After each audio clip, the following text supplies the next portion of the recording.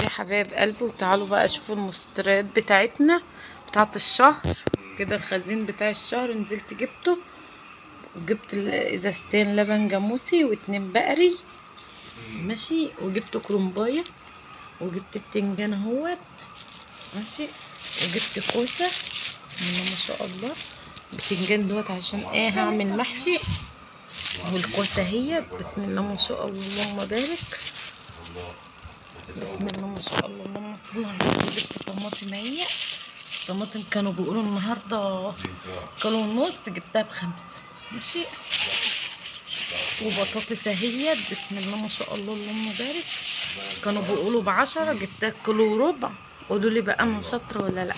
بصوا بقى الباميه بسم الله ما شاء الله فيها انا جايباها صغننه بس فيها كبير ماشي يا حبايبي.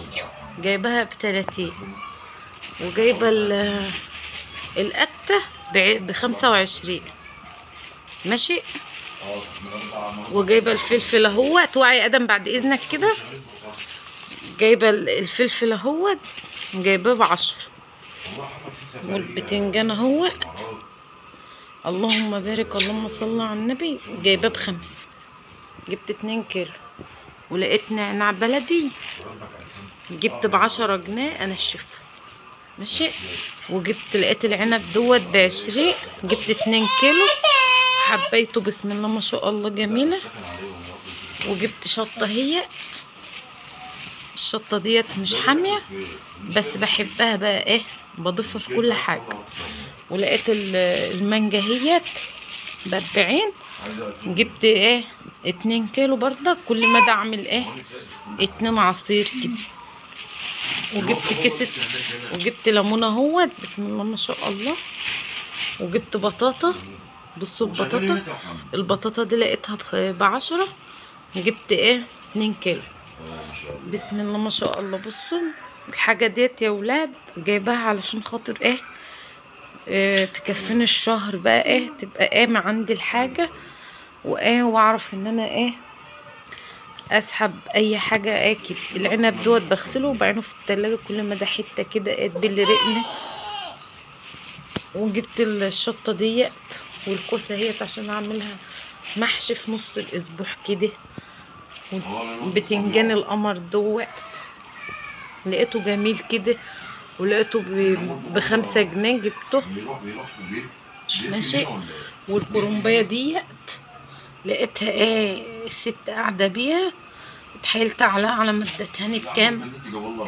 ب40 جنيه بالعافيه ماشي. بصوا محمد ابني عمال يشد في الحاجه. كخه يا كوكو عايزه تتغسل. بسم الله ما شاء الله اللهم بارك. قولوا لي بقى كده ايه رايكم؟ انا جبت النهارده حاجه السوق علشان خاطر ما نزلتش كل شويه ماشي. انا بقى وانا بعد ما خلصت السوق جبت بقى البهارات بتاعتي ديت، وجبت ورق لوري وجبت فلفل حصى. وقلت بقى اجيب حاجه الشهر عشان خاطر ما نزلش. جبت توابل اهيت للفراخ وكده عشان ما نزلش كل شويه. واتسوقت حاجه الشهر وما بعرفش بقى انزل من الواد الصغنون مدوخني بصراحه. قلت بقى اجيب حاجه على بعضها عشان خاطر تقضيني الشهر كله. قولوا لي ايه رايكم في الاسعار بقى بتاعت السوق.